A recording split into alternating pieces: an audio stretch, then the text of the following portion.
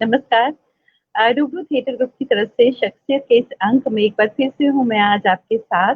और आज जो शख्सियत हमारे साथ है श्रीनगर से ताल्लुक़ रखते हैं, जम्मू कश्मीर से हैं और रंगमंच, आकाशवाणी, दूरदर्शन, फ़िल्मों से जुड़े हुए हैं और फेस्टिवल डायरेक्टर हैं कश्मीर फ़िल्म इंडस्ट्री जो अ, अम, कश्मीर फ़िल्म फेस्टिवल जो ऑर्गेनाइज़ किया है करते हैं, उसके वो फेस्टिवल डायरेक्टर हैं। और उसका श्रेय उन्हीं को जाता है, कश्मीर फ़िल्म फेस्टिवल ऑर्गेनाइज़ करने का, उसको एक मकाम देने का, जो जिसकी अगर हम बात करें तो उसका श्रेय उनको ही जाता है। बात कर रही हूँ मुश्ताक अली अहमद खान साहब की, तो बहुत-बहुत स्वागत करती हूँ मैं उनका। मुश्ताक साहब, बहुत बहुत आपका हमारे शुक्रिया। शो बहुत में बहुत बहुत-बहुत शुक्रिया। स्वागत। बहुत बहुत शुक्रिया, आपने दावत दी और मौका दिया मुझे आपके साथ रूबरू होने का, और आपके साथ साथ बहुत सारे लोग जो ऑनलाइन जुड़े हुए हैं उनके साथ जी। रूबरू होने का। सबसे पहले मैं ये बात कहना चाहूंगा, काजल सूरी, रूबरू की टीम, विजय सूरी फाउंडेशन, मुझे फख्र है उनके साथ मैंने काफी काम किया हुआ है।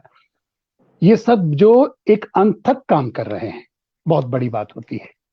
ऑनलाइन आप लगभग डेली कुछ ना कुछ आपका होता रहता है। मैं हैरान होता हूं आप और आपकी टीम ये सब कुछ कैसे कर पाती है। बहुत कमाल की बात है और आपके लिए मैं हैट्स ऑफ।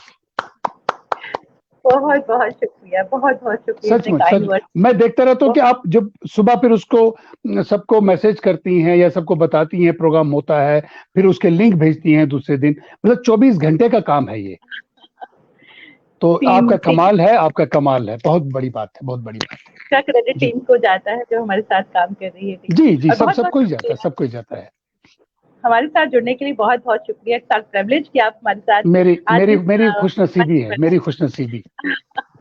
तो सबसे पहले मैं आपसे जानूँगी, क्योंकि आपका जो जर्नी है बहुत इंटरेस्टिंग रही है, क्योंकि मैंने आपके साथ काम किया और आपकी थोड़ी बहुत जर्नी मैंने देखी है और मैं जानती हूँ कि आपका एक देखिए, मकाम है जम्मू कश्मीर में। श्रीनगर में आपका एक अपना ही औरा है, एक अपना ही मकाम है। तो मैं चाहूँगी जो आपकी जर्नी है, उसको आप हमारे व्यूअर्स के साथ, खास तौर पे जो हमारे साथ यंग प्रैक्टिशनर जुड़े हैं, उनके साथ शेयर कीजिए। मैं अपना टोटल बताऊंगा क्योंकि मेरा टेलीविजन, रेडियो और थिएटर बड़ा मिला जुला, आपस में बड़ा मिक्स रहा। जी, जी, जी। स्टार्ट मेरा टेलीविजन से हुआ है। लोग थिएटर से रेडियो पे टेलीविजन आते हैं, लेकिन मैंने 13 साल की उम्र से टेलीविजन करना शुरू किया। और उसमें बच्चों के प्रोग्राम में स्किट्स हुआ करते थे, एजुकेशनल टीवी कहते थे उसको। छोटे छोटे स्किट पंचतंत्र को लेके या कुछ इस तरह के बड़े अच्छे मॉरल स्टोरीज को लेकर के प्लेज होते थे। मैं उनमें काम मैंने शुरू वहीं से किया, दो जी, तीन साल किया। फिर एक स्टेज आया, मैं ना बड़ा ना छोटा होता ना बचपन में था ना लड़कपन में था, तो थोड़ा वो बीच में गैप आया। उसके बाद मैंने युवानी शुरू किया। बहुत सारे लोग नहीं जी। जानते होंगे, रेडियो में एक सर्विस होती थी यूथ के लिए, उसे युवानी कहते थे। अभी तो भी है, उसमें, अभी भी है, हाँ, तो आधे अभी घंटे का भी है। प्रोग्राम मिलता था हमें।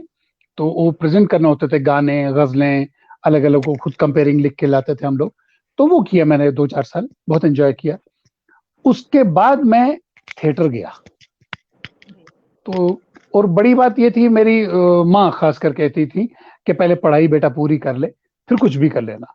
उनको डर था कि अगर मैं थिएटर टीवी में पूरा फुल फ्लेज चला गया तो मेरी पढ़ाई रह जाएगी, फिर मैं पढ़ नहीं पाऊंगा। और आज मैं मानता हूँ कि वो सही कहती थी, क्योंकि पढ़ाई एक ऐसी चीज है जिसमें कंटिन्यूटी चलती है तो चलती है, रुक जाए तो फिर उसका होना बड़ा मुश्किल होता है। तो माँ सही कहती थी। तो माँ ने जबरदस्ती मुझे पढ़ाया है, इसमें कोई शर्म नहीं है। मैं पढ़ना नहीं चाहता था। आर्ट एंड कल्चर से इतनी वाबस्तगी, इतना शौक था कि पढ़ाई में मेरा बिल्कुल मन नहीं था। तो माँ ने कहा बेटा पढ़ ले जितना पढ़ सकता है, उसके बाद जो तुम्हें करना हो कर लेना, मैं नहीं रोकूंगी। फिर मैंने पोस्ट ग्रेजुएशन करने के बाद मैं फुल फ्लेज थिएटर में चला गया। और थिएटर इतना इंटेंसिवली किया मैंने, इतना एंजॉय किया है। एक वक्त ऐसा भी जी, आया कि मैं एट अ टाइम 3 प्लेस कर रहा होता था, 3 ग्रुप्स के साथ। जी। 5 से 6 या 6:30 तक एक ग्रुप के साथ, 6:30 से 8 बजे तक एक, 8 से 10 तक एक ग्रुप के साथ। बहुत एंजॉय किया है मैंने। हालांकि वो टाइम मुझे लगता है 8-10 साल ही मुझे मिले काम करने के। 81 से 88-89 तक ही चला थिएटर। तो बहुत इंटेंसिवली मैंने काम किया और मैं मतलब एकदम जुनून था। एक्टिंग, बैक स्टेज, सेट बनाना, मेकअप, कास्ट्यूम, मैनेजमेंट, कुछ भी काम मुझे मिल जाए थिएटर में, मैं एंजॉय करता था। चाहे उधर से मेरी पढ़ाई, मेरी नौकरी, वो भी चलता रहता था, लेकिन पूरी कंसंट्रेशन जो मेरी थी वो थिएटर की तरफ थी, और बहुत एंजॉय किया मैंने। और थिएटर के साथ साथ फिर टेलीविजन भी शुरू हुआ, वहां पर भी बस आप लोगों की, दोस्तों की दुआ रही, वहां भी काम किया, और वहां मैंने आपके साथ अच्छा खासा काम किया हुआ है। रेडियो में प्रेजेंटेशन भी की है। हम दोनों, आप और मैं, पंजाबी प्रोग्राम होस्ट किया करते थे रेडियो कश्मीर का, मुझे याद है। तो फिर वहां से पैदल जाना, रेडियो पैदल आना, क्या समा था, क्या वक्त था। सच में। आज का वो नहीं जी। था, इतना फास्ट लाइफ नहीं थी। तो बस तीनों मीडियम मैंने किए, और लोग कहते हैं ना कि थिएटर अच्छा लगा, या वो, मैंने तीनों किए, तीनों एंजॉय किए। मुझे समझ नहीं आई कि इसमें क्या है उसमें क्या, मैं करता गया, तो एंजॉय किया। 88 89 में जाके थोड़ा सा, क्योंकि मैंने जॉब वॉब करता था, वो छोड़ दिया। हम्म। तो कुछ सोर्स ऑफ इनकम मुझे थोड़ा ठीक ठाक चाहिए था, क्योंकि एक्टिंग की फीस या थिएटर में तो कुछ मिलता भी नहीं था। और फिर मैं थोड़ा प्रोडक्शन की तरफ आ गया, टेलीविजन प्रोडक्शन की तरफ। तो उसमें भी आपकी दुआ से ठीक ठाक काम किया, 10 20 25 साल तक। सीरियल्स, फिल्म्स, डॉक्यूमेंट्रीज मैंने बनाई। डीडी कैशर के लिए, डीडी उर्दू के लिए, डीडी मेट्रो हुआ करता था, अब वो नहीं है चैनल, उसके लिए। तो और कुछ डिपार्टमेंट्स हैं, जैसे यूजीसी के लिए काम किया, और जो स्टेट गवर्नमेंट के कुछ डिपार्टमेंट्स हैं, टूरिज्म है, एक्साइज डिपार्टमेंट है, उनके लिए काम किया। तो काम करता गया, और एक चीज की मुझे लत है कि मैं बैठ नहीं सकता, मुझे कुछ ना कुछ करना है। उसमें पैसा मिलता है या नहीं मिलता, ये मेरे लिए सेकेंडरी होता है। अब देखिए, कोरोना का टाइम चल रहा है, पिछले 6 महीने से तो कोई कमाई नहीं है, किसी की भी नहीं है, लेकिन मुझे बैठना अच्छा नहीं लगेगा। कुछ नहीं है तो ऑनलाइन कुछ ना कुछ करते रहो। और मुझे लगता है एक जिंदा, एक क्रिएटिव आदमी के लिए, मतलब एक जिंदा, सांस लेना जिंदा कुछ और होता है, लेकिन जिंदा होना कुछ और होता है। तो मुझे बिल्कुल, अच्छा वाक़ई। लगता है बस कुछ ना कुछ करते रहना। जी। क्या बात, क्या बात। आपने जब थिएटर में शुरुआत की तो किस तरह का अनुभव रहा आपको? जैसे आजकल मोस्टली देखा जाता है कि जितने भी आते हैं तो वो कोशिश करते हैं कि हमें मेन रोल मिले, और जो थिएटर से जुड़ी बारीक चीज़ें हैं या काम की अगर हम बात करें, बहुत कम लोग होते हैं जो ये करते हैं, और जो होते हैं वो वाक़ई सिंसियर होते हैं, जो पूरी शिद्दत से जुड़ते हैं। आप क्या कहेंगे? मैं पोस्ट ग्रेजुएशन करने के बाद थिएटर में गया, और जी। थिएटर में उन्होंने मुझे आने दिया, मेरे लिए इतनी ही बहुत बड़ी खुशनसीबी की बात लगी उस वक्त, कि मुझे थिएटर में अंदर आने देते हैं। और शुरू में जी। मेरा काम क्या था, चाबी मेरे पास होती थी, कि थिएटर के कमरे में आओगे, झाड़ू से हुँ, पूरा सफाई करोगे, ताजा पानी नीचे सड़क पे नल का होता था, वहां पानी लाओगे ताजा, तो जी। वो सब ला करके चाय वाय का इंतजाम रखोगे, तो बस फिर हुँ, रिहर्सल शुरू होगी। और मैं रिहर्सल देखता रहता था, रोल वगैरह नहीं मिला तो मैं देखता रहता था। फिर कहते थे हाँ याद रखना कहीं प्रॉक्सी करनी पड़ेगी, तो मैंने बहुत सारे प्लेस की, वो प्रॉक्सी, जो आर्टिस्ट नहीं आया हो तो उसका स्क्रिप्ट लेके मैं वो पढ़ देता था। तो उसी में उनको लगा कि बच्चा ठीक कर रहा है। वो, लेकिन तब ये जमाना था कि एकदम मुंह पे तारीफ नहीं करते थे, कि बच्चा बिगड़ ना जाए। तो बिल्कुल। बड़े बड़े लोग थे, बड़े बड़े नाम थे, जिनके में से एक परवीन रहमान हुआ करती थी रेडियो में ही, बिल्कुल, तो बिल्कुल। वो मेरे अपोजिट थी। मतलब जब मैं प्रॉक्सी कर रहा था तो उनके साथ मैंने डायलॉग बोलना था, तो मैं स्क्रिप्ट लेके हाथ में डायलॉग बोल दिया, और रोज हुँ, रिहर्सल देखता था, आधे डायलॉग मुझे वैसे ही याद हो गए थे। तो उन्होंने कहा कि बच्चा अच्छा कर रहा है। तो वो थोड़ा सा मैंने सुना, उन्होंने डायरेक्ट मेरे सामने नहीं, ऐसे अलग से कहा, सुना, मुझे लगा कि हाँ कुछ है। तो चलता रहा, चलता, फिर थोड़े 6 7 महीने के बाद मुझे एक डायलॉग दिया गया प्ले में। हाँ। आई वॉज सो एक्साइटेड, और मैं बताऊं, मेरी पूरी फैमिली आके हॉल में बैठी थी, मेरी माँ, क्या मेरे बात! भाई, बाकी वगैरह, कि आज उसको स्टेज पे आना है। प्ले था नदी प्यासी थी, तो डायलॉग धर्मी मेरा था बात। वो, हाँ, धर्मी बात कीजिएगा, मेरा डायलॉग था, बहू जी, नदी भवानी को भीख मिले, भीख मिले, आप पता नहीं इसके चक्कर में क्यों पड़े हैं, इस बार फिर कोई डूबेगा, फिर कोई डूबेगा, चाहे मेरा अपना बेटा क्यों ना हो। करके निकल जाता है। वो थोड़ा दीवाना टाइप का वो साधु होता है। तो मेरे लिए बड़ी बात थी कि एक डायलॉग मिल गया। तो मैंने ना शर्म की, और मैं उसको भी एंजॉय किया। तो आगे चलता गया, एक डायलॉग से फिर 4 5 डायलॉग, फिर चलते गए, चलते गए।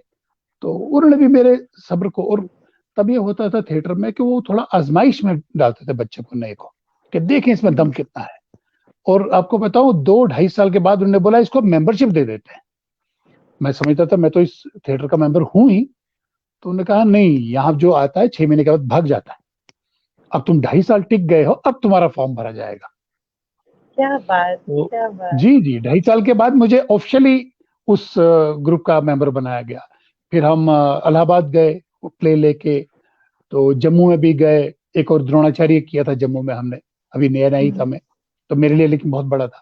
और एक खास चीज थी मेरे अंदर, अब वो भी खुदादाद थी कि मैं हिंदी थोड़ी ठीक ठाक बोल लेता था, जबकि मैंने हिंदी फॉर्मली पढ़ी नहीं थी, पढ़ा तो उर्दू ही था। तो वो लोग बड़े हैरान होते थे कि जो हिंदी प्ले होते थे, मैं हिंदी में तो कास्ट होता ही होता था, वो सब हैरान होते थे, भाई ये मुस्लिम लड़का है हिंदी, और हिंदी में भी सरल हिंदी नहीं होती थी। मैं बताऊंगा, एक प्ले था सूर्य की अंतिम किरण से सूर्य की पहली किरण तक, उसकी आप सुरेंद्र लैंग्वेज रमन देखिए जी, बहुत और खूबसूरत थे सुरेंद्र रमन। उसकी बहुत खूबसूरत, और उसकी लैंग्वेज, मतलब उसमें सेनापति को सेनापति नहीं कहा गया है, महाबलाधिकृत। तो मैं ये महाबलाधिकृत क्या है, बोला ये संस्कृताइज हिंदी है, ये सरल हिंदी नहीं है। तो मजा आता था वो डायलॉग। या मैंने जुलूस किया बादल सरकार का, यामा श्राफ का ट्रांसलेट किया हुआ, उसमें भी गुरुदेव का रोल, और मुझे रोल भी वैसे ही मिलते थे जो ठेठ हिंदी वाले हो, तो आई यूज टू एंजॉय। तो भूमा किया, बादल सरकार का ही था वो भी, मौजूदा हालात को देखते हुए। और सबसे जबरदस्त प्ले जो मेरी जिंदगी का अभी भी मैं उसको सोच के भी एंजॉय करता हूँ, वो है बादल सरकार का ही पगला घोड़ा। क्या बात, क्या बात। उसका एक एक प्ले मैंने रिहर्स जो की, उसमें दो तीन ग्रुप्स के साथ रिहर्सल की, लेकिन वो परफॉर्मेंस होते होते रह जाता था। तो पहले मैं उसमें सातू बाबू कार्तिक करता था, फिर सातू करता था, तो इन्हीं दो रोल्स में मैं चलता रहा। तो मुझे फिर कहा उन्होंने तू कार्तिक कर, कार्तिक सबसे सीनियर होता है उनमें, कंपाउंडर होता है। तो मुझे था मैं नहीं, सातू करूंगा ठेकेदार का। तो लेकिन मुझे दोनों रोल याद थे। तो वो मतलब कश्मीर में जब थिएटर वेटर बंद होना था, तो लास्ट प्ले मेरा पगला घोड़ा ही था। तो आज तक मेरी उसकी छाप, उसकी जुलूस की, इन दो प्लेस की बहुत ज्यादा छाप है मेरे ऊपर, और लोगों को बहुत ज्यादा याद है ये दो प्लेस और भी क्या बहुत बात। सारे किए, लेकिन ये दो।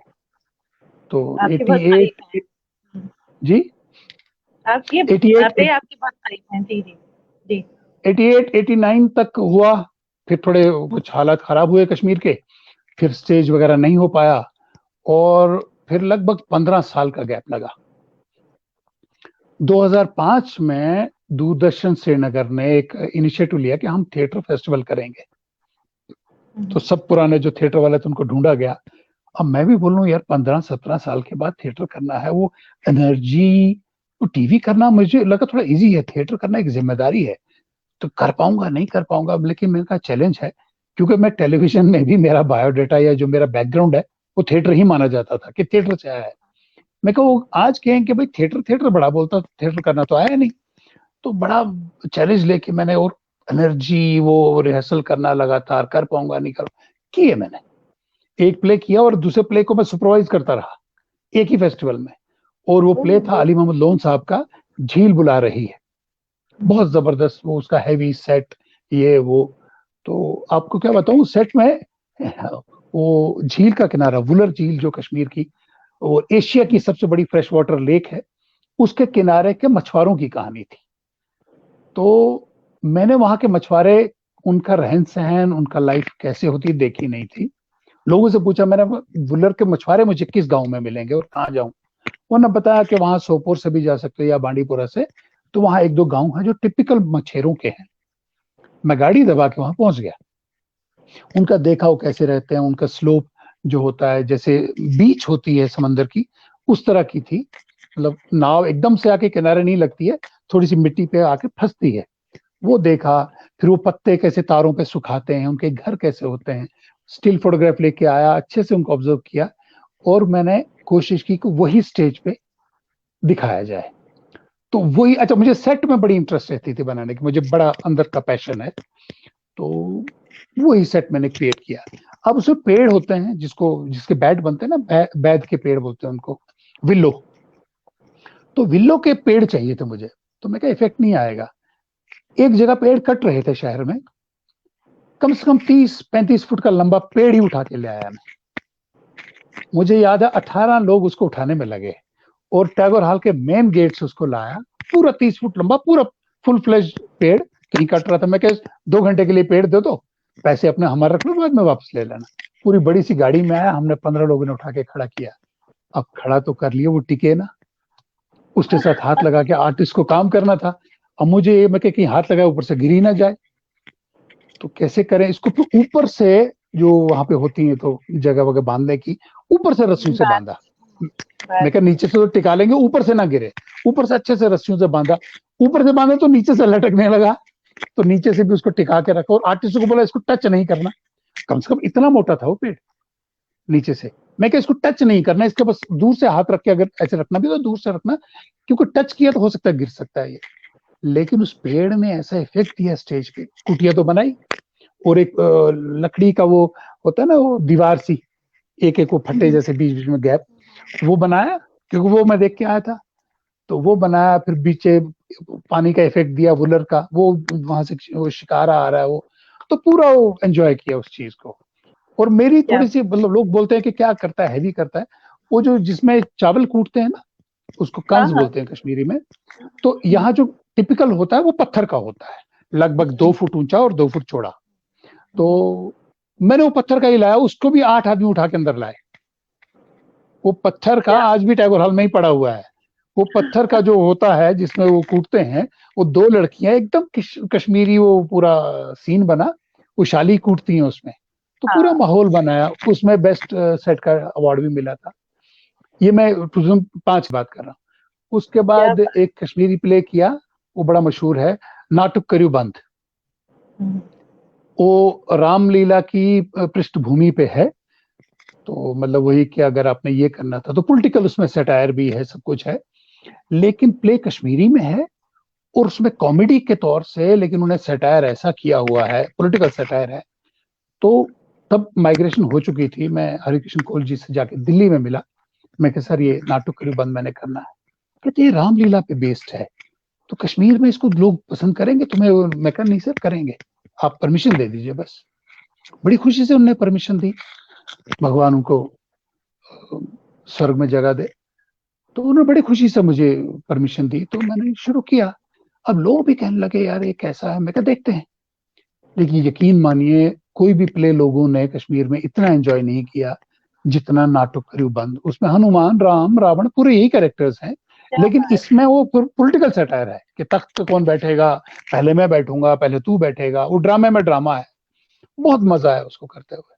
तो उसके बाद और भी 1-2 प्ले किए, अवार्ड भी मिले, नहीं भी मिलता तब भी मैं करता रहता। तो एंजॉय की मैंने लाइफ, मुझे कोई गिला नहीं है।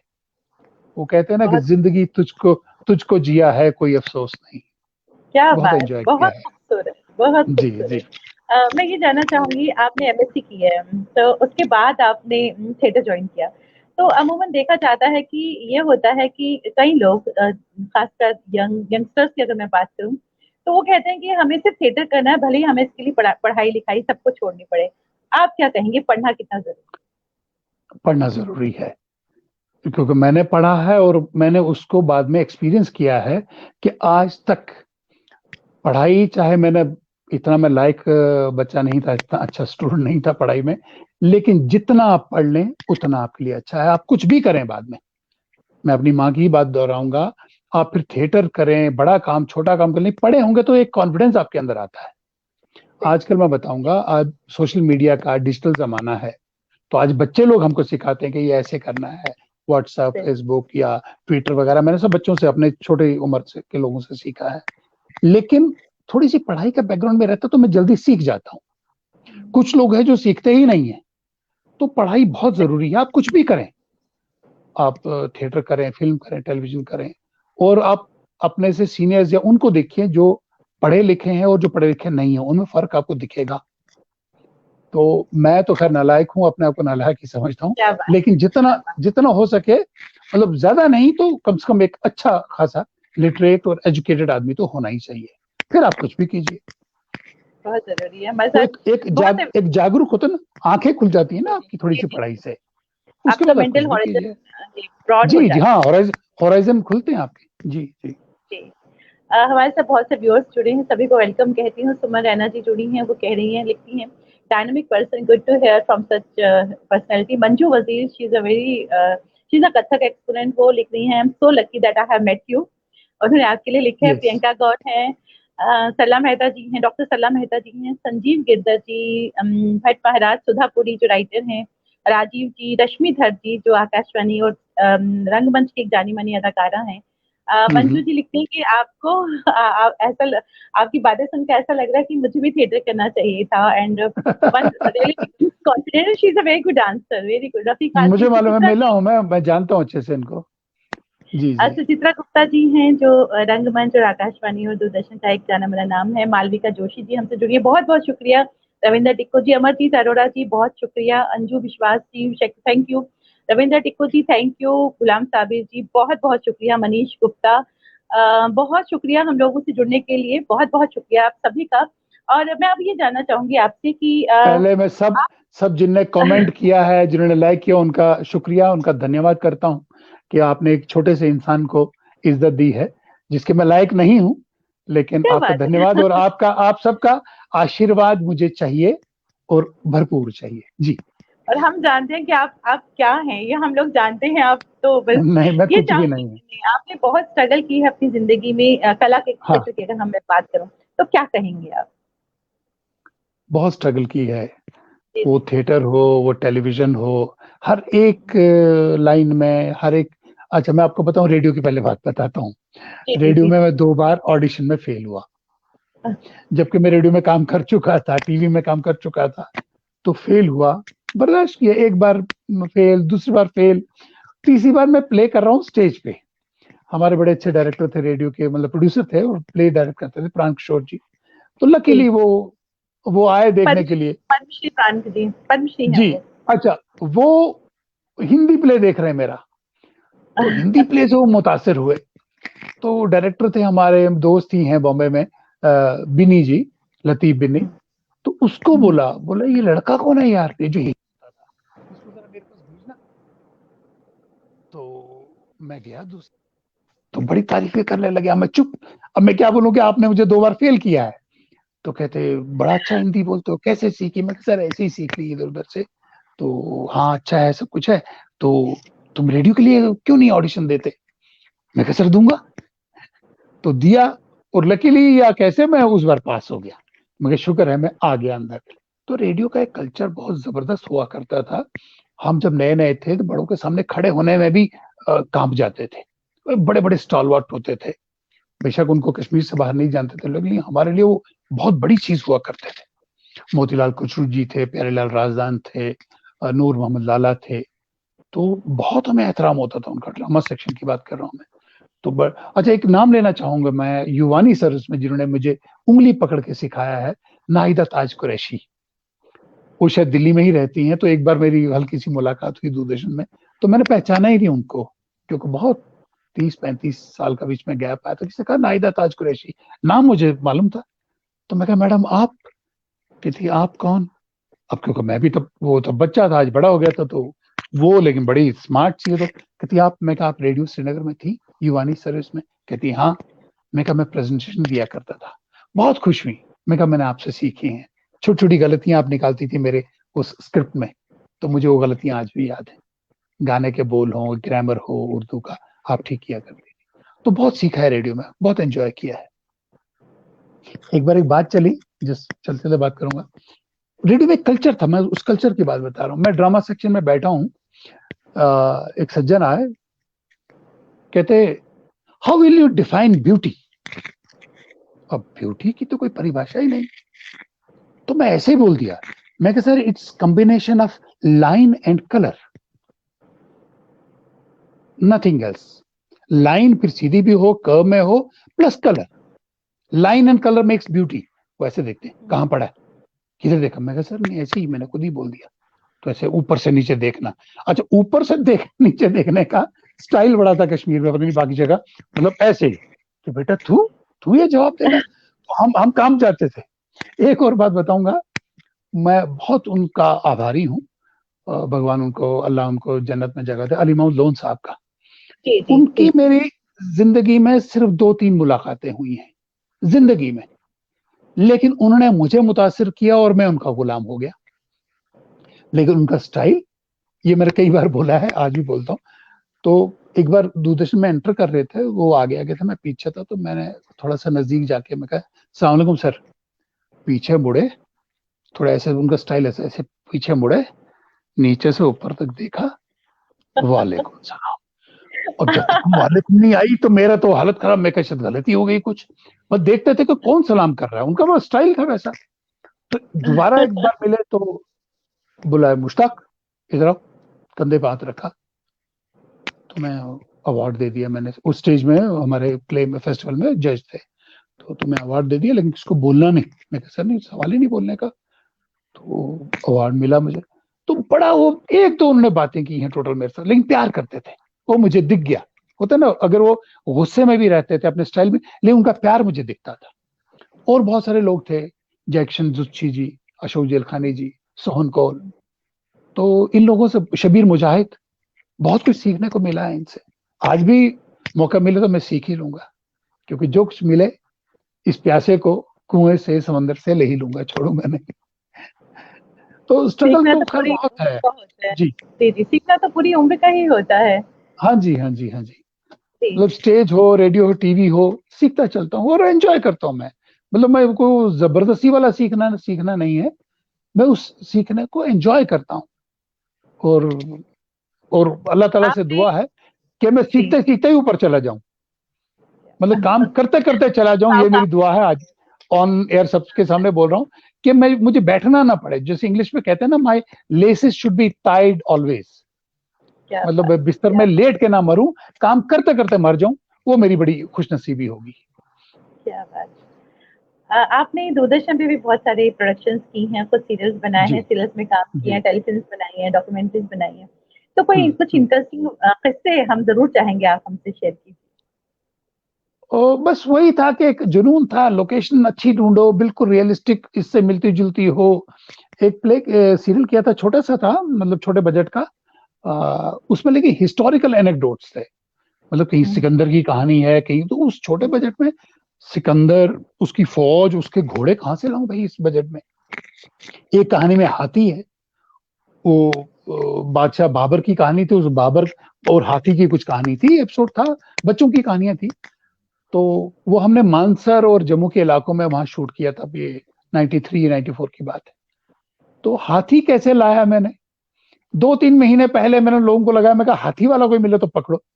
कहीं मिल गया, उसका नंबर, कोई कांटेक्ट ले लिया, उसको बुलाया, उसको बोला फिर ये यहाँ से दौड़ाओ हाथी को। वो छोटे बजट में मैंने बड़े बड़े तजुर्बे किए। अच्छा, ये करना था सिकंदर। अब सिकंदर आजम की फौज, घोड़े, वो ग्रेंजर तो इस छोटे बजट में हो ही नहीं सकता। तो ड्रेस वगैरह तो मैं ले आया दिल्ली से, वो पूरे तैयार किए। अब मैं गया उधर, एक पुलिस का के आर्मी का कैंप था जम्मू, उसी मानसर रोड में। तो उनको मैंने कहा, मैं क्या शूट कर रहा हूँ मैं, तो मुझे सिर्फ आपका जो कैंप है बैकग्राउंड में रखूंगा, ताकि लगे ये सिकंदर का। कहते नहीं नहीं, इधर सिक्योरिटी रीजन से आप यहाँ शूट नहीं कर सकते। मैंने ठीक। मानसर जो पिकनिक स्पॉट है वहां चला गया। अब टेंट कैसे मैं कितने लाऊं, वहां गया लोकल में, जी टेंट मिलेगा कहीं, बोला हाँ जी फला जगह वो मिलेगा। वो इकबाल इकबाल करके गुज्जर था, वो बड़ा फिल्मी किस्म का आदमी था, कहते जी वो आपको दे देगा ये टेंट।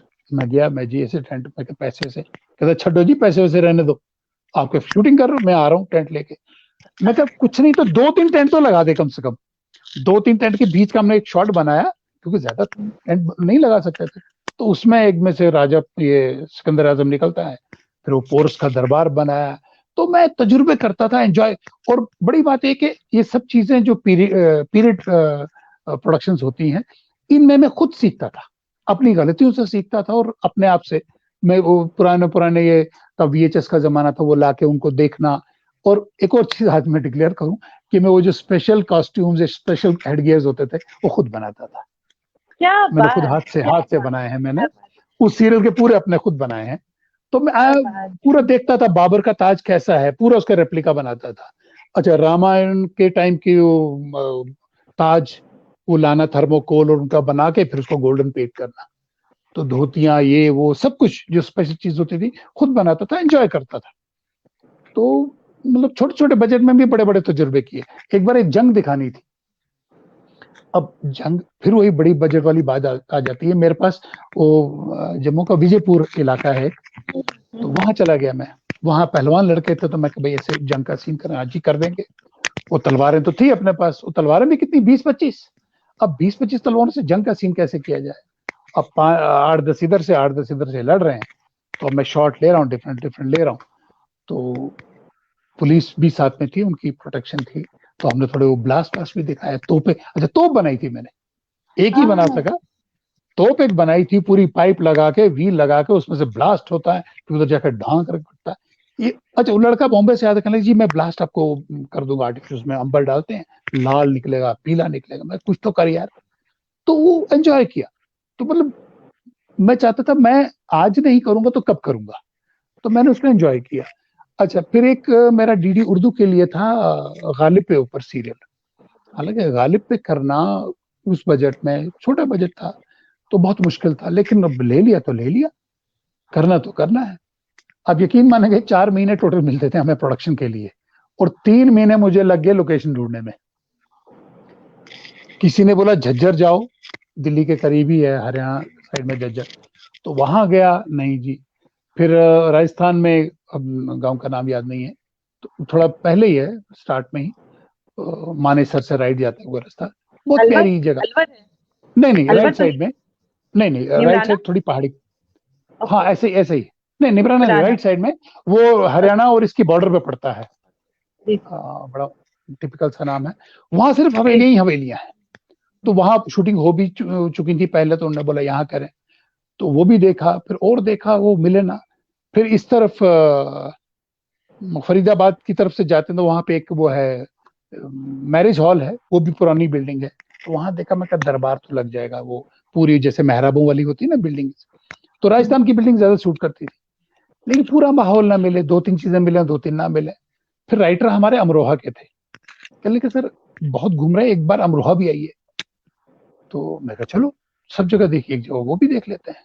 अच्छा, कुछ लोग कश्मीर में बोल रहे थे भी ये मिले, मैं क्या, वो 1-2 लोकेशन मिल रही, सब मुझे चाहिए वैरायटी। अमरोहा गया तो यकीन मानिए, मुझे लगा मैं तो जैसे अपनी पुरानी दिल्ली में बैठा हुआ हूँ। वही तंग गलियां, वो हवेलियां बिल्कुल वैसी, मुझे बनाना कुछ नहीं था। और वहां पे शायद 47 में बहुत ज्यादा माइग्रेशन हुई है, तो बहुत सारी हवेलियां खाली पड़ी हुई थी, तो उनको मेंटेन भी नहीं किया था। तो मैंने कहा मुझे ऐसी ही चाहिए। एक हवेली के किनारों पे दीवार पे घास उगी हुई है, तो मैं कहा ये घास आप काटिएगा मत, ये मुझे घास चाहिए। या गलियां हैं जिनमें ईंटें दिख रही हैं, ईंटों में काई लगी हुई है, मैं कहा मुझे ये ऐसे ही चाहिए। और अमरोहा की ये खूबसूरती थी कि जैसे कश्मीर में कहते हैं कि आप कैमरा कहीं भी घुमाओ फ्रेम मिल जाएगा, अमरोहा में मैं कहीं भी कैमरा घुमाऊं, मुझे वो दिल्ली जो 100 साल पुराना या 80-90 साल पुराना दिल्ली मिल जाता था, चांदनी चौक वाला दिल्ली। और वहां पे इतनी भीड़ होती नहीं थी, तो इसलिए करना इजी हो जाता था। किसी की हवेली ले रहे हैं, आज उन साहब नवाब साहब की हवेली, अच्छा वहां पे कुछ नवाब अभी भी हैं, तो उनके साथ भी बड़ा एक्सपीरियंस रहा। अब वहां कोई किराया मांगता था किसी चीज का, कोई क्या मांगता तो देते थे जैसे। तो एक नवाब साहब से मैं वो कहने लगा, उनके पास बड़ी चीजें हैं। तो गए, मैं नवाब साहब से बड़े अदब से बात की। तो मैं कहा सर ऐसा है, मुझे कहते क्या चाहिए, मैं कहा कुछ भी जो पुराना आपके पास हो, हमें उस पीरियड का एक क्रिएट करना है ड्रामा गालिब साहब का। तो आपके पास जो भी उस एज का हो। उनने चारपाई दे दी, जिसके पाए इतने इतने मोटे, वो बड़ी खास स्पेशल, वो हमने खास रखी गालिब साहब के लिए। तो चारपाई दी, एक वो लैंप होता है जिसमें मिट्टी का तेल पड़ता है, वो दिया। और भी बहुत सारी चीजें उन्होंने बोला ये ले जाओ। तो मुझे लगा कुछ पैसे दे देनी चाहिए इनको, तो मैंने, मैं ऐसे बोला, मैं कहा सर कुछ गुस्ताखी करूंगा। तो मेरे जेब में हाथ डाला, वो समझ गए, मैं कहा थोड़ी गुस्ताखी करूंगा, बुरा ना माने। कहने लगे मियाँ गुस्ताखी ना ही करो तो बेहतर है। मतलब वो उनका रोब से ये बात कहना मुझे याद, कहते गुस्ताखी क्या ना ही करो बात। तो बेहतर है। क्या वो बुजुर्ग बात। से क्या। थे, लेकिन वो स्टाइल उनका। मैं कहा गुस्ताखी करूंगा तो मैं कुछ पैसे दे देता हूँ, बाद में देखेंगे कितना देना है क्या नहीं देना, कुछ एडवांस दे देता हूँ। कह लगे ना ही करो तो बेहतर है। अब नवाब मेरी हिम्मत नवाब नहीं थे। पड़ी। नवाब नवाब। अच्छा, एक और नवाब से पाला पड़ा मेरा, वो लेकिन रामपुर में थे। रामपुर नहीं, इधर जहाँ नहीं, रामपुर नहीं है, जहाँ की सारा बानो है उनका गांव है वो, वहां सब नवाब ही रहते। तो वहां भी एक गए, एक हवेली देखी। तो किसी ने मुझे कहा ये नवाब साहब बड़े स्टाइल के हैं, तो इनके पास कम से कम 100 किस्म की चाय है। वो गुलाब की महक की चाय, फला चाय, ये चाय, तो ये चाय आपको पिलाएंगे जरूर। कहा लेकिन एक चीज का ख्याल आप रखिएगा, जो भी चाय आप पिए उसकी तारीफ जरूर कीजिएगा, आपको पसंद आए ना आए। तो वही हुआ, कहने लगे कौन सी चाय पियेंगे, मेरे पास इंग्लैंड से लाई हुई चाय है, रोज वाली है, जैस्मिन है, ये है। मैं कहा जी कोई भी पिला दीजिए। अब जब नहीं नहीं आप ही बताइए, मैं कहा चलिए जैस्मिन पिला दीजिए। चाय वाकई बहुत खूबसूरत थी, लेकिन मुझे उस बात की, उस बंदे की बात याद आई कि तारीफ। मैं कहा वाह नवाब साहब क्या बात है। तो बड़े स्टाइल से बैठिए आराम से, हमें होता था कि फटाफट काम करें और अगला शॉट तैयार है। तो बड़े एक्सपीरियंसेस रहे।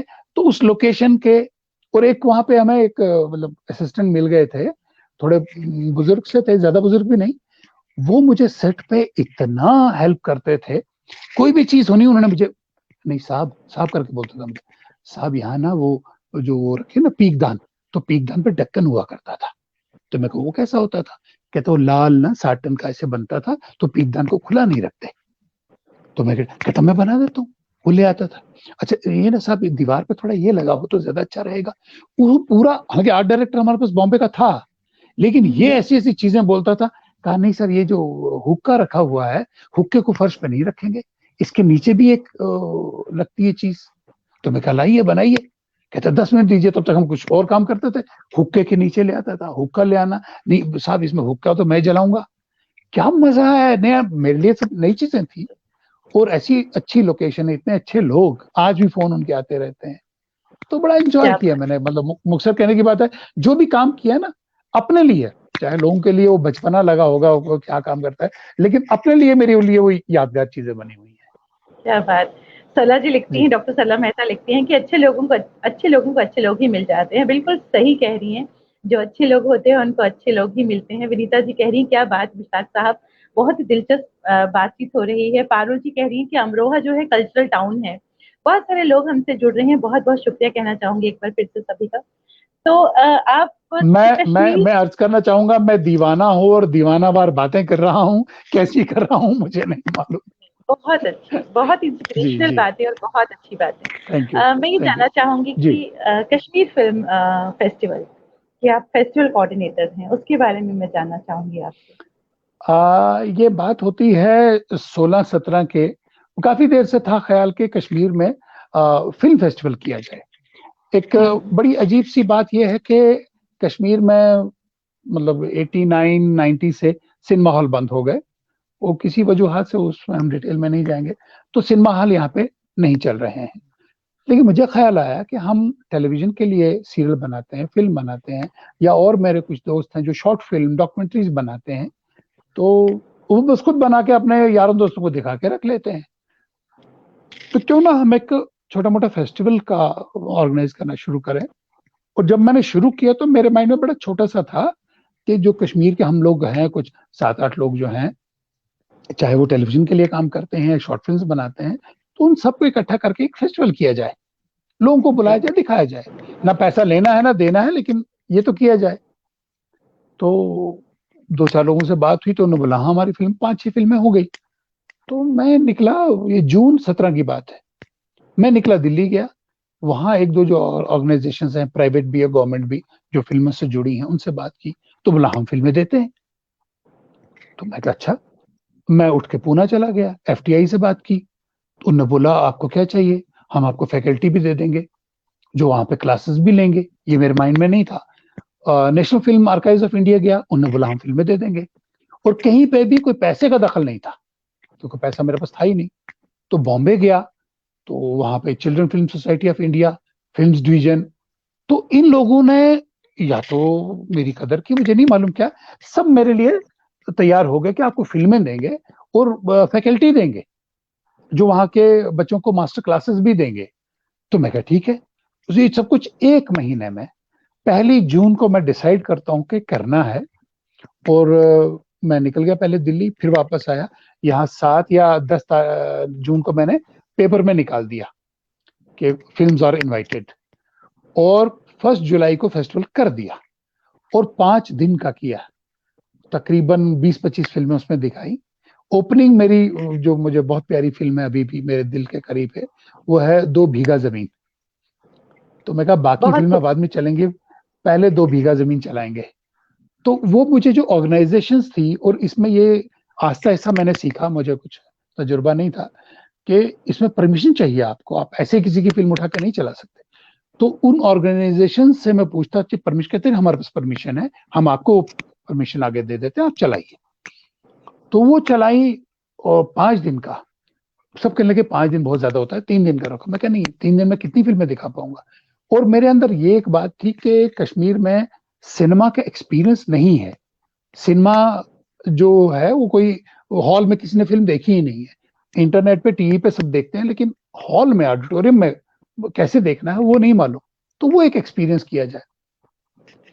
तो मैं कहा 5 दिन में कम से कम अगर मैं 12 से 6 तक, और कश्मीर में अभी भी है कि आप 5-6 बजे के बाद एक्टिविटी नहीं रख सकते हैं। मतलब ये दिल्ली बॉम्बे या बाकी शहरों की तरह नहीं है कि आप 8-9-10 तक रखें। यहाँ 5 साढ़े 5 के बाद गाड़ियां नहीं मिलती लोगों को घर जाने के लिए। तो इसलिए 5 बजे तक मुझे बंद भी करना था, तो टाइम कम मिल रहा था। सिर्फ 2-3 फिल्में अगर बड़ी चलाऊं, छोटी चलाऊं ज्यादा चलेंगी। तो मैं कहा नहीं, 5 दिन तो रहेगा। 5 दिन का फेस्टिवल किया, जितनी फिल्में चला सका। और सुबह 1-1.5 घंटे की मास्टर क्लास होती थी। मैंने यहाँ पे यूनिवर्सिटी में, कॉलेजेस में, जहां जहां मास कम पढ़ाया जाता है, और ओपनली जो भी स्टूडेंट आना चाहे, कोई फीस नहीं, कोई कुछ नहीं, आइए बैठिए और क्लास अटेंड कीजिए। और कर्म रहा ऊपर वाले का कि जो बॉम्बे के अच्छे अच्छे फिल्म मेकर्स या एक्सपर्ट्स हैं वो आते रहे और अभी तक आ रहे हैं, जिनका नाम मैं लेना जरूरी समझूंगा। सईद मिर्जा साहब, गोविंद नहलानी जी, रजत कपूर जी, अंजुम रजब अली, ये तो हमारे मतलब वो टीचर्स बन के आते हैं। एक मैडम है अरुणा राजे पाटिल, दिल्ली से राइटर हैं, आप जानते होंगे, नरेंद्र मोहन जी। तो इमाम सिद्दीकी बॉम्बे से आते हैं। तो ये रेगुलर हमारे जुड़े हुए फेस्टिवल के साथ, और इस फेस्टिवल को अपना समझते हैं वो लोग। उसके बाद तब्बू आई, और अगेन इसमें भी हमारे पास ज्यादा बजट नहीं था, थोड़ा बहुत था। अच्छा, जी ने हमें सपोर्ट किया, जी टेलीविजन नेटवर्क ने, मेरे लिए बहुत बड़ी बात थी। तो उससे भी थोड़ा सा कुछ जुगाड़ हुआ। लेकिन हम लोगों को बोलते थे हमारे पास बजट नहीं है। एक नाम नहीं लूंगा सेलिब्रिटी का बॉम्बे से, तो उनने कहा नहीं, हमारे तो असिस्टेंट रहेंगे, इतने लोग, 5-7 लोगों का आपको बिजनेस क्लास का टिकट देना है, तो ये वो, और 5 स्टार। तो मैं कहा जी, जिसने बात की थी, मैं कहा यार इतना तो मैं एफर्ट नहीं कर सकता। कहते घबराता क्यों है, जो सच्ची बात है लिख दे। लिख दे कि हमारा बजट उतना नहीं है, हम ये एफर्ट नहीं कर सकते, जब कभी बजट होगा तो हम आपको ये लग्जरीज देना चाहेंगे। तो मैं कहा ठीक है, मैंने वही चीज मेल में लिख दी। तो उस दिन उनका पॉजिटिव जवाब आ गया, वी आर कमिंग। उन्होंने बोला सिर्फ मैं आऊंगा और मेरे एक असिस्टेंट आएगा। कहाँ 7 लोग और कहाँ 2 लोग, और वो भी एक बिजनेस क्लास, एक इकोनॉमी में आएगा। तो मेरे लिए आराम हो गया। लेकिन जब वो आए, अब बड़ी बात है, मुझे जानता कोई नहीं था बॉम्बे वाला जो सेलिब्रिटी है या कोई भी है, किसी के थ्रू जाता था रेफरेंस में। लेकिन जब वो आते थे, उनको लगता होगा पता नहीं क्या है, कैसा है, नॉन सीरियस लोग हैं, लेकिन उनको कुछ अच्छा लगता होगा। और कई उन्हें स्टेज पे ये कमिट किया है, हम एक बार आए हैं, आप जितनी बार बुलाएंगे हम आएंगे। तो या तो उनकी मोहब्बत कश्मीर से है, या फिल्मों से है, या थोड़ी बहुत है तो मेरे साथ है, जो हो गई है। तो बहुत एंजॉय किया उसको। अच्छा, ये जो ओवरवेलमिंग रिस्पॉन्स मैंने देखा, खासकर स्टूडेंट्स का, बच्चों का, कश्मीर के यूथ का, उसने मुझे बहुत इंस्पायर किया। जबकि कहीं भी दुनिया में एक साल में 2 फेस्टिवल, 2 एडिशन एक फेस्टिवल के नहीं होते हैं। मैं कहा नहीं, ये कश्मीर है, यहाँ पे एक्सपोजर बहुत कम है, यहाँ पे लोगों को इस चीज की बहुत प्यास है। तो जुलाई के बाद मैंने डिसाइड किया नवंबर में भी करूंगा। कई उन्हें कहा कि एक साल में 2 मत करो। मैं कहते देखिए कश्मीर है, यहाँ हालात का पता नहीं है, अनरेस्ट रहता है, फिर मैं कब कर पाऊं कब ना कर पाऊं। और जोश है लोगों में, उस जोश को बरकरार रखते हुए अगला साल बहुत दूर तक आएगा, अगला जुलाई। मैंने नवंबर में दूसरा किया। नवंबर में इससे ज्यादा मुझे रिस्पॉन्स मिला, पूना से, बॉम्बे से, दिल्ली से, कलकत्ता से, सब जगह मेरे लोग बैठे हुए हैं, मेरे एडवाइजर्स, मेरे गुरु लोग, चंडीगढ़ में, जयपुर में, जम्मू में, वहां से लोग आते हैं। उनको सिर्फ टिकट और थोड़ा सा एक नॉर्मल सा होटल वगैरह में देता हूँ, मेरा बजट कम है, लेकिन वो कहते हैं नहीं कोई बात नहीं। एक सेलिब्रिटी ने ये भी कहा, बहुत बड़ा नाम है, तो उनका कुछ अकोमोडेशन ठीक नहीं, मैं कहा जी मैं दूसरे शिफ्ट करता हूँ। तो उनको लगा थोड़ा होटल महंगा है।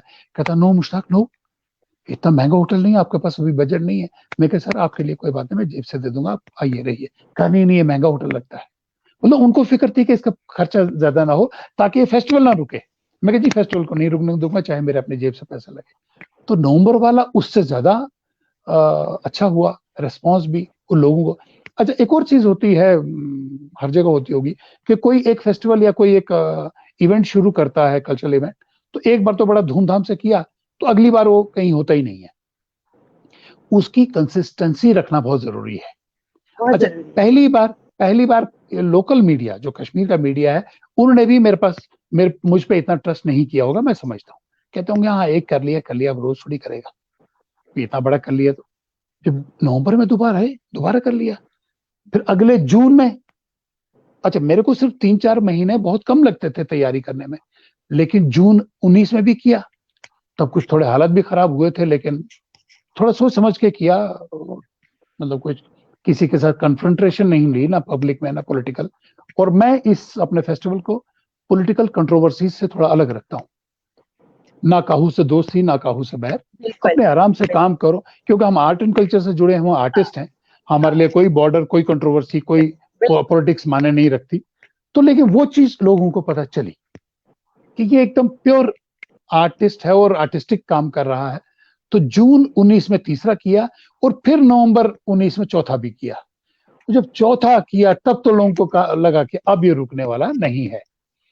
तो उसमें मीडिया का तो जबरदस्त। अच्छा, मीडिया तो लोकल मुझे मालूम है नहीं, कुछ मेरी टीम के बड़े तेज बच्चे हैं, वो जाके नेट पे सर्च करते थे, वो ढूंढ के लाते, सर न्यूज निकली कहाँ? आज चाइना में न्यूज में नहीं। मैं चाइना में? आज अल जजीरा ने दिया है, आज दुबई के किसी पेपर में निकला, ईरान के पेपर में, बांग्लादेश। अरे अच्छा, इन पेपर का नाम मालूम है क्या? पता करो पेपर है कहाँ का। यूएसए का पेपर है, उनमें हमारी न्यूज छप रही है अपने आप। हम तो जानते नहीं किसी को। मतलब लोगों ने कुछ सुना, कुछ देखा होगा। अच्छा, बॉम्बे में हेमा मालिनी जी की बहुत बड़ी बात है मेरे लिए। तो किसी को उन्होंने बोला, मैं बाइट्स जमा करता, तो एक ऑल द बेस्ट बोलो, थोड़ा अच्छा लगेगा। हेमा मालिनी जी के मेरे दोस्त गए, कैसे मुश्ताक बड़ा अच्छा काम कर रहा है, तो बोला हाँ मैं बाइट देती हूँ ना। मतलब अच्छा, उन्होंने बाइट इस तरह से दी जैसे वो मुझे अच्छी तरह जानती है, क्या Mushtaq is doing a wonderful job. तो वो मेरे लिए बहुत बड़ी बात थी। फिर मैं उसके बाद 2-3 बार बॉम्बे जाता रहा, लोगों से मिलता रहा। अच्छा, आज भी मुझे भी एक बॉम्बे से आए हुए दोस्त मिले, तो कहने लगे नहीं यार, वहां बॉम्बे में बात है। मतलब बॉम्बे में बात होना फिल्म इंडस्ट्री में मेरे लिए बहुत बड़ी बात है। मुझे कोई नहीं जानता, लेकिन मेरे फेस्टिवल को जानते हैं। तो कहा भाई वहां कोई फेस्टिवल हो रहा है कश्मीर में। अच्छा, और मेरी चाहत यही थी कि कश्मीर का ये फेस्टिवल मशहूर हो। मैं कश्मीर की नेगेटिविटी के साथ नहीं हूँ, कश्मीर की पॉजिटिविटी के साथ हूँ। यहाँ जो अच्छी चीजें हैं उनको हाईलाइट किया जाए। तो उनमें जैसे हमारा ट्यूलिप गार्डन है, कश्मीर एक पहलगाम, गुलमर्ग, स्नो स्कीइंग, सोनमर्ग, इन चीजों के लिए तो जाना ही जाता है। ट्यूलिप गार्डन को अभी कुछ 8-10 साल ही हुए हैं, तो उसके लिए मशहूर है। तो मैं चाहता हूँ उनके साथ एक नाम कश्मीर वर्ल्ड फिल्म फेस्टिवल भी जुड़े, कि कश्मीर जहां ये फेस्टिवल भी होता है। क्योंकि कश्मीर को अल्लाह ताला ने इतनी खूबसूरती दी हुई है, और ये एक फिल्म मेकर्स पैराडाइज ऑलरेडी है ही। जब फिल्म मेकर की पैराडाइज है, तो फिल्म फेस्टिवल क्यों ना हो। तो थोड़ी सी आपकी दुआ से और बाकी मेरे चाहने वालों से, सपोर्टर्स की या मेरी टीम मेंबर की वजह से काफी मेहनत की, दिन रात। मैं फेस्टिवल के टाइम 2 घंटे से यहाँ ये जरूर कहना चाहूंगी मुश्ताक जी की जी कश्मीर तो रूह में बसता है, कश्मीर तो रूह में बसता है। अपनी अगर मैं बात करूं तो कश्मीर तो रूह में बसता है। मुझे जी। मालूम है। तो सबने मेहनत की, और थोड़ी थोड़ी लगा के। और जब स्टूडेंट्स आते रहे, स्टूडेंट मतलब लोकल यूनिवर्सिटी और कॉलेजेस से, तो मैंने कहा कैसे एक कहता, अब मैं स्टूडेंट की शक्ल तो याद नहीं रहती थी सबकी, कम से कम 200-300 स्टूडेंट तो लगातार हमारे साथ जुड़े रहते थे। कहते सर थैंक यू। मैं कहा थैंक यू किस बात के लिए? कहते सर आपने ये फेस्टिवल करवाया ना। उनको एक बहुत, वो जो एक्सपोजर जिसको कहते हैं ना, उनको बहुत अच्छा लगा। मतलब वो फिल्में पढ़ते हैं, किताबों में पढ़ते हैं, क्लासरूम में पढ़ते हैं, उन्होंने जब बड़े ऑडिटोरियम में आके फिल्म देखी, उसका इफेक्ट देखा, तो अलग ही लगा। अच्छा, मैंने फिर एक और चीज की, दूसरे तीसरे एडिशन के बाद मैंने स्कूल के बच्चे, जो 6-7 साल से लेके 15 साल के स्कूल के बच्चे, उनके लिए बच्चों की फिल्में लाई। तो 5 दिन या 7 दिन में से एक दिन सिर्फ बच्चों का, चिल्ड्रन फिल्म सोसाइटी की बच्चों की फिल्में, बच्चों को लाके बैठाना। आप यकीन नहीं करेंगे जो रेस्पॉन्स मैंने बच्चों का देखा है। पहले छोटा सा बच्चा जो कुर्सी में पूरा पढ़ता नहीं है, पैसे बाजू खोल के बैठा है, अच्छा ये मेरी कुर्सी है, एक फीलिंग ही अलग होती है। घर में भी देखता होगा, टीवी पे, इंटरनेट पे फिल्में देखते हैं बच्चे, लेकिन वो फील कि पूरा अंधेरा हो गया, अब ऐसे बैठे हुए, ऐसे करके चौड़े चौड़े होके बैठे बच्चे। अच्छा, अब यकीन नहीं करेंगी, फिल्म का जो भी इवन 5 साल का बच्चा जो है, वहां पे रिस्पॉन्स दे रहा है फिल्म में, जहां देना चाहिए। मैंने कहा बच्चों को समझ ही नहीं आएगी, चलो थोड़ा देर हु, अच्छा एक बच्चा हु करता सारा हाल हु। मैं कहा ये चीज है, ये घर में कहाँ करेंगे हु, कहीं हंसना तो सारे हंस रहे हैं। वो जो उनके दिल के अंदर से जो बड़ा से, वो मैं कोने में खड़ा, मैं बैठा नहीं उस दिन जिस दिन बच्चे आए, क्या मैं बात, कोने में खड़ा क्या होकर बात, बच्चों को देखता रहा। मैंने एंजॉय किया। क्या बात। मतलब बड़े तो बड़े, जो बच्चे आए 14 साल से नीचे की फिल्में भी उन्हीं के लायक लाई थी, उन्होंने जो एंजॉय किया, मैं कहा आज मेरा जो वो मिशन है वो पूरा हुआ। अच्छा एक और बड़ा अजीब सा हुआ, एक स्कूल से मैंने बच्चे मंगाए थे, उन्होंने जिनकी बीनाई नहीं होती है, जो ब्लाइंड बच्चे होते हैं वो भेजे। तो मेरे टीम वाले कहते सर ब्लाइंड बच्चे आए हुए हैं। अब मैं कहा ये गलती से भेजे उन्होंने, तो मैं, उनकी टीचर साथ में थी, मैंने उनको बोला, मैं कहा अंदर फिल्में चलेंगी तो आप देखना चाहोगे? बोला हाँ। तो मैं कहा आप एंजॉय करोगे? कहा हाँ हम करते हैं। तो मैं कहा मेरे लिए खुशी की बात है। मैं कहा ये शो हो रहा है तो हो जाने दो, नेक्स्ट में मैंने साइड में दरवाजा खुला के उनको एक साइड में बिठाया और मैं उन्हीं के बीच में बैठा। मुझे नहीं समझ आई, मैं आज तक हैरान हूं कि वो फिल्में कैसे एंजॉय कर रहे थे। उनमें कईयों में 10% विजन होता है, आई साइट होती है, किसमें क्या, लेकिन वो साउंड से ही समझ रहे थे। फिर एक को मैंने पूछा मैं क्या हो रहा है, कहता वो आया था ना बच्चा, वो भाग गया ना उसकी चीज लेके, फिर वो पेड़ पे चढ़ा ना। अब उनका मुझे लगा कि जो सिक्स सेंस होती है, या जो दिल की रोशनी जिसको हम कहते हैं, वो बहुत ज्यादा होती है, और वो एंजॉय कर रहे थे। तो मैं कहा अगर आप एंजॉय करते हो तो मुझे तो कोई दिक्कत नहीं है आपको बुलाने में, मैं तो हर बार बुलाऊंगा। फिर उन्होंने कहा हमारा एक वो एप्लीकेशन आती है जो विजुअल को ट्रांसलेट करती है वर्ड्स में, तो वो हम यूज करेंगे, आप अगर वो, मैं कहा ठीक है वो भी कर देंगे। कहा वो हमें नरेट करेगा, जो सीन में डायलॉग नहीं होगा वो हमें नरेट करता कि ये हो रहा है वहां पे। तो उन्होंने भी एंजॉय किया। तो मेरे लिए बड़ा खुशी का मकाम था, एक सेटिस्फेक्शन मिली और अच्छा लगा। जी, बहुत मैं कुछ खूबसूरत। मैं ज्यादा ये ज्यादा बोल रहा हूँ। नहीं नहीं, आपने बहुत अच्छी और बहुत इंस्पिरेशनल बातें कही हैं। मुश्ताक जी, ये जरूर कहना चाहूंगी कि शिद्दत अगर हो, अगर पैशन हो कुछ करने का, तो कोई भी चीज नामुमकिन नहीं होती, कुछ भी इम्पॉसिबल नहीं होता। बिल्कुल भी अगर आप दिल से अगर किसी को करना चाहो तो बिल्कुल, मैं इस बात से बिल्कुल इत्तेफाक रखती हूँ। आज हमारी टीम के कुछ लोग रंगकर्मी हैं जो आपसे कुछ सवाल पूछना चाहते हैं। तो जी जी पहले जरूर। स्क्रीन पे कौन आएगा? अब रितु जी। जी रितु जी। ऋतु जी नमस्कार। नमस्कार, आदाब अर्ज़ हैं मुश्ताक साहब। जी आदाब। कैसे हैं आप? बस बढ़िया, आप सुनाइए। आप कश्मीर की वादियों में काम करते हैं, अपने में यही एक मिसाल है। जी। और इतनी अच्छी बातें आप बोल रहे हैं, सब कुछ मैं जो जानना चाहती थी, जो पूछना चाहती थी, वो आपने बोल दिया है। लेकिन फिर भी मैं एक बात कहूँगी कि अगर कश्मीर में, जैसे हमारे रूबरू थिएटर है हमारा, काजल जी की बदौलत दिल्ली में, ऐसे ही जी। रंगमंच अगर कश्मीर में खोल दिए जाएँ, तो वहाँ की आवाम को, वहाँ के यूथ को एक प्लेटफॉर्म मिलेगा अ, आगे बढ़ने के लिए, कुछ काम करने के लिए। इसमें आपका क्या योगदान रहेगा? आप कैसे करेंगे इस चीज़ को? यहाँ वही मैंने बताया, जो 89 और 90 में बंद हो गए था, रंगमंच की जो भी एक्टिविटीज थी नहीं होती थी। जी, 2005 से फिर दोबारा शुरू हुई, लेकिन उसकी स्पीड जो है, उसकी जो ज्यादा हम काम नहीं कर पाते हैं, लेकिन फिर जी। भी काम हो रहा है। यहाँ पे कम अच्छा, से कम मैं मानता हूँ कि 10-12 ग्रुप्स हैं जो एक्टिव हैं, ओह! जो काम कर रहे हैं। जी जी। अच्छा, हाँ, इतने ज्यादा प्लेज नहीं होते हैं। मैंने 2005 के बाद से, जब से थिएटर दोबारा से शुरू किया, तो 10-15 प्लेस तो मैंने भी कर डाले हैं। अच्छा। लेकिन यहाँ पे जी जी जी, उसमें ज्यादातर मैंने उर्दू किए, क्योंकि हिंदी की ऑडियंस नहीं थी, तो उर्दू प्लेस किए, कश्मीरी भी किए।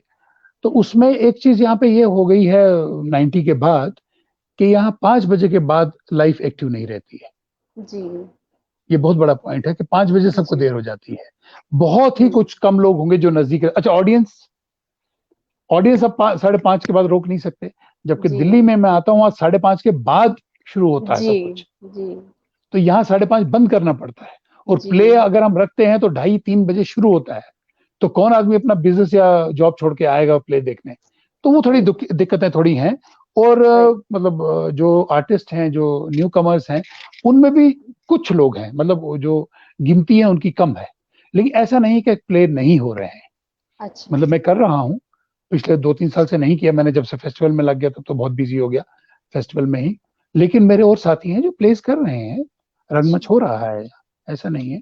हाँ, ये तो बहुत लेकिन अच्छी बात उतने, बताई आपने। मतलब जहाँ दिल्ली में एक ग्रुप या आपका जो ग्रुप है साल में मान लीजिए 5 या 6 प्लेस करता होगा, उस पर मल्टीपल शोज करता होगा, यहाँ एक ग्रुप एक प्ले कर ले तो बहुत बड़ी बात है। और कश्मीर के जो पॉलिटिकल जो सिनेरियो है, जो हालात यहाँ पे हैं, मैंने कई बार कहा, आज भी कहता हूँ कि यहाँ पे थिएटर का या आर्ट एंड कल्चर का नाम जिंदा रखना ही बहुत बड़ी बात है।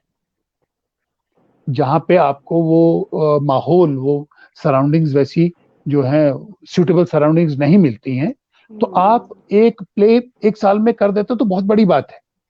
वो प्ले परफॉर्म हो जाता है, तो वो थोड़ा डिफरेंट है ये शहर, थोड़ा हमारे कल्चर की वजह से, वो थोड़े जो पॉलिटिकल हालात जो यहाँ पे खराब रहते हैं तो उसकी वजह से, लेकिन फिर भी ऐसा नहीं है कि काम नहीं हो रहा है। मैं छोटी सी मिसाल देना चाहूंगा।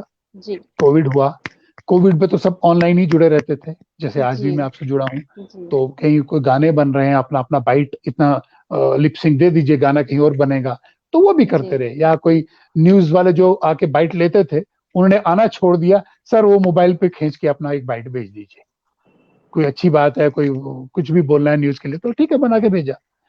तो मुझे भी ये 3-4 महीने, मार्च से जून जुलाई तक, मैं भी बहुत अंदर से वो तड़प रही, कुछ करें। जैसे जुलाई में थोड़ा सा खुला, लॉकडाउन थोड़ा बीच में खुला, तो मैंने थिएटर वाले लोग जमा किए। अच्छा। इन हालात में मैं ये 10 जुलाई से और आज तक की बात कर रहा हूँ। थिएटर के लोग जोड़े, थिएटर ग्रुप्स जोड़े। मैंने कहा मुझे प्लेस दे दो, कोई डिपार्टमेंट, कोई ऑर्गेनाइजेशन सपोर्ट नहीं कर रही है।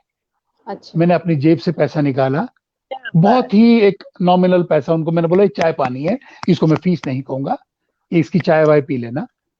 मैंने 12 थिएटर प्लेस करवाए। अरे वाह, बहुत अच्छा।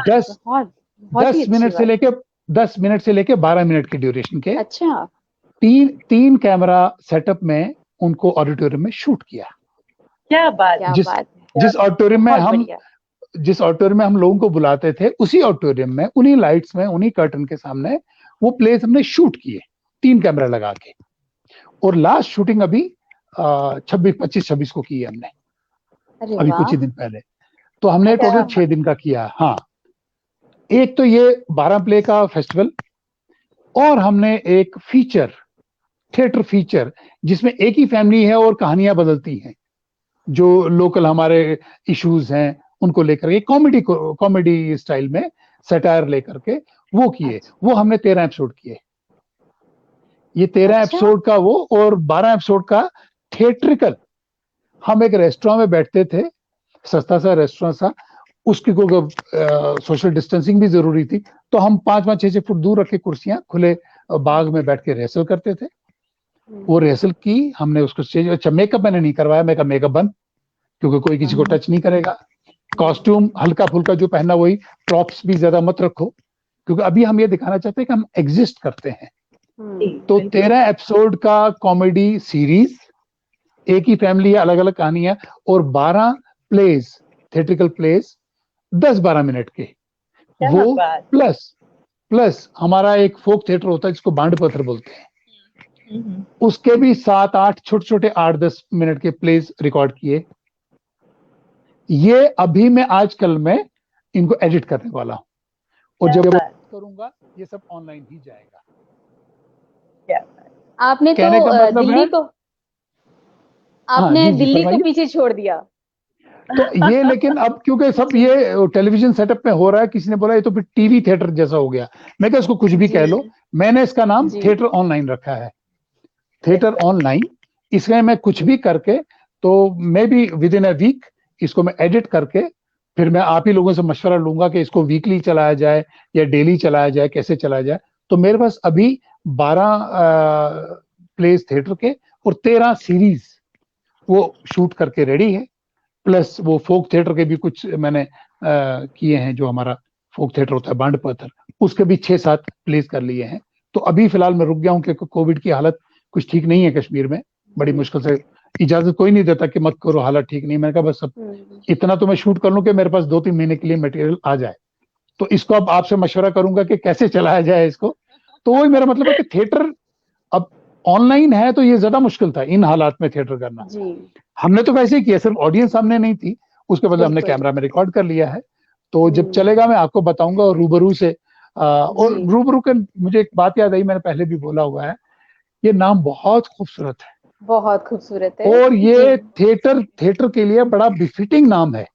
बिल्कुल रू ब रू, चेहरे के जी सामने चेहरा, जी जी मेरा चेहरा शुक्रिया। आपका सामने, रूबरू आपके होंगे, सामने आमने जी सामने, जी आमने आमने सामने, बहुत सामने अच्छा जी नाम है। तो जी रूबरू की टीम से मैं हेल्प लूंगा, मशवरा भी लूंगा कि उसको हम अब स्ट्रीम कैसे करें और किन किन प्लेटफॉर्म्स पे करें। तो मैंने उनको भी सबको बोला, मैं कहा देखो ये हम एक लगने में तो बड़ा छोटा काम लगता है, मैं लेकिन करते रहो, क्योंकि अभी सही। फिल्म फेस्टिवल में नहीं कर पा रहा हूँ, क्योंकि ऑनलाइन मुझे उसमें कुछ मजा नहीं आया। मैं कहा नहीं, वो हम बिल्कुल फिजिकल ही करेंगे, क्योंकि उसमें जी जो मेरा एम है बच्चों को लाके, स्टूडेंट्स को लाके दिखाना, तो ऑनलाइन में मजा नहीं का। हाँ, थिएटर कर सकते हैं, ये हम जी फिर स्ट्रीम किसी भी डिजिटल प्लेटफॉर्म पे करेंगे। तो थिएटर हो रहा है, लेकिन रफ्तार कम है, तो और क्वांटिटी कम हो रही है थिएटर की, लेकिन ऐसा नहीं जी कि हो ही नहीं रहा। जी जी हमारे देश को अ, आप जैसे लोगों की बहुत जरूरत है।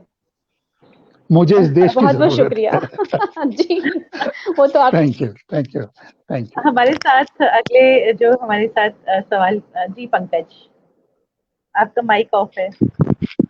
जी नमस्कार मुश्ताक जी, आवाज आ रही है मेरी अब? नमस्कार, आ रही बहुत अच्छे से।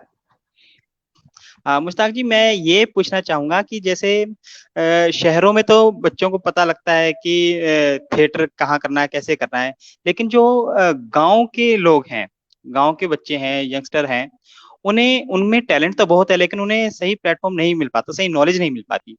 तो उनके लिए क्या संदेश आप देना चाहेंगे, उनके बारे में क्या बोलना है, वो कैसे करें ये चीजें? जी जी। अब देखिए, मैं पहले कश्मीर की बात करूंगा, क्योंकि कश्मीर का थोड़ा माहौल अलग है। तो यहाँ मेरे पास बच्चे गांव से आते हैं। सिर्फ गांव वाले का ये दिक्कत होती है कि गाड़ी देर से मिलेगी, फिर घर कैसे जाएंगे, लेकिन फिर भी जो आ सकते हैं वो आते हैं। या जो शहर से दूर जगह हैं, वहां पे अपने थिएटर ये ग्रुप्स हैं। अभी जो मैं बात कर रहा था, मैंने वो थिएटर ऑनलाइन किया, तो शहर से कोई मान लीजिए 20-25 किलोमीटर दूर जो छोटे टाउन है, तो वहां के ग्रुप्स आए, उन्होंने किए। या सबसे दूर हमारा अनंतनाग के भी कुकरनाग एक इलाका है, वो शहर से तकरीबन 80-90 किलोमीटर दूर है। वहां से ग्रुप आए, उन्होंने परफॉर्म किया। अब या कभी वो आते हैं या कभी हम जाते हैं। तो ये नहीं कश्मीर की बात है, क्योंकि कश्मीर में एक चीज इसलिए बोलता हूँ कि यहाँ पे शाम के बाद ट्रांसपोर्ट जरा कम मिलता है। तो और हमारे पास अभी मैं कुपवाड़ा से बुलाने वाला हूँ, क्योंकि अब मेरे पास दिन ज्यादा नहीं थे। तो इसके जो सेकंड सेशन में होगा, अभी मैंने साउथ कश्मीर लिया, फिर मैं नॉर्थ कश्मीर लूंगा, और इसके आगे अभी मैं ऑनलाइन की ही बात कर रहा हूँ। फिर मैं कैमरा लेके उनके गाँव जाऊंगा, वही रिकॉर्डिंग करूंगा। तो वही हाल फिजिकल थिएटर जो मतलब जो प्रैक्टिकल थिएटर है उसमें भी है।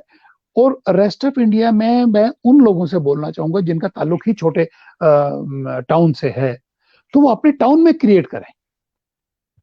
जो शहर में अगर उनको, मैं अब यहाँ की बात करता हूँ, मैंने यहाँ किसी को भी कह रखा, मेरी किसी को जरूरत हो, मैं अपनी गाड़ी में अपने पेट्रोल से वहां पहुंच जाऊंगा, पूरा दिन आपके साथ स्पेंड करूंगा। मेरी आपको सर्विसेज चाहिए, मेरी खिदमत चाहिए, मैं हाजिर हूँ। तो इसी तरह से हमारे जो रंगकर्मी हैं, जो इस कैपेसिटी में हैं कि अपने छोटे भाइयों का या छोटे स्टूडेंट्स का हेल्प कर सकते हैं, उनको उन इलाकों में जाना चाहिए और वहां पे भी एक टीम डेवलप करनी चाहिए। अगर वहां पे पढ़े लिखे लोग, आई मीन थिएटर से पढ़े लिखे लोग हैं, तो बहुत अच्छी बात है। नहीं है तो शहर के 1-2 लोगों को एक एक इलाका अपनी जिम्मेदारी में ले लेना चाहिए। जैसे मैंने कश्मीर में तो अपना, यहाँ पे अब मैक्सिमम डिस्टेंस जो है 80-90 किलोमीटर से ज्यादा नहीं है, कश्मीर जो वैली है। तो मैंने उनको बोला मैं डेली आ सकता हूँ, मुझे मान लीजिए 2 घंटे या 3 घंटे भी एक साइड से ट्रेवल में लगता है, तो मैं आके पूरा दिन आपके साथ स्पेंड करके शाम 7-8 बजे वापस आ सकता हूँ। तो ऐसे लोग दिल्ली में, बॉम्बे में, नॉर्थ इंडिया में, पंजाब में, राजस्थान में, ऐसे लोग को ढूंढिए, वहां पर भी लोग मिलेंगे जो मतलब जो बड़ी उम्र के हैं और जिनमें ये जज्बा है कि अपने से छोटों को, जो जूनियर्स हैं, ये जो नए आर्टिस्ट हैं, उनको एनकरेज करने वाले लोग हैं।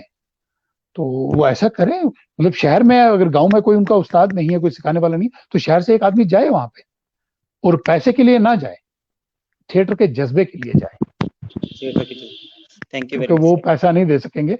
अगर वहां पे उस्ताद कोई है गांव में या छोटे शहर में, तो उसकी जिम्मेदारी बनती है कि वो उनको सिखाए, उनको अपने साथ लेके चले। मेरी जहां पे खिदमत चाहिए होंगी, तो मैं कहीं भी देश में कहीं भी हाजिर हो जाऊंगा। अब लेकिन अकेला आदमी कहाँ कहाँ पहुंचूंगा, लेकिन नॉर्थ नॉर्थ इंडिया में तो मैं इजीली कहीं भी आप बुलाइए, मैं आ जाऊंगा। मैं पूरा वर्कशॉप उनके साथ, हफ्ता 10 दिन 15 दिन उनके साथ उनके गाँव में रह सकता हूँ, और एक दो प्रोडक्शन करके वहां से निकलूंगा। Thank you very much sir. Thank you. क्या बात। आभा, आप सवाल पूछना चाहती हैं? आभा। Hello sir. जी आभा। जी हेलो।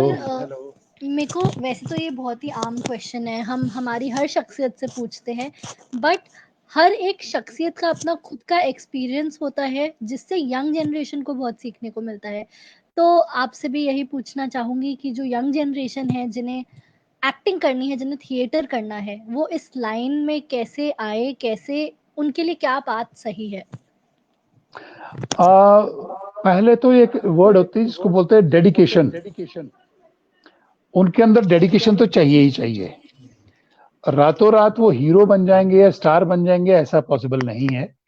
थोड़ा सब्र संयम रखना होगा, थोड़ा सब्र रखना होगा और मेहनत करनी होगी और फल आपको जरूर मिलेगा, ये मेरा वादा है।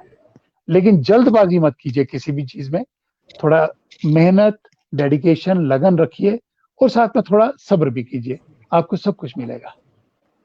Thank you sir.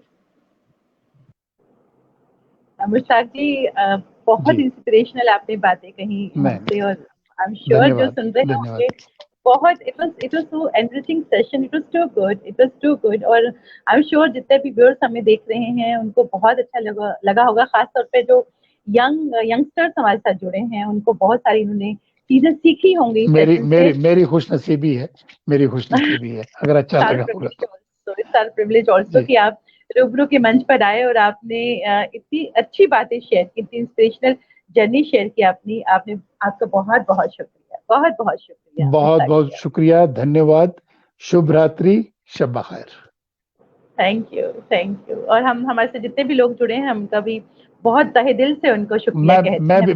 मैं भी उनका शुक्रिया करता हूँ, रूबरू ग्रुप का, आपका, जो ये बहुत बड़ा काम कर रहे हैं आप इन कोविड के पेंडेमिक के टाइम पे, तो आपको सलूट। शुक्रिया।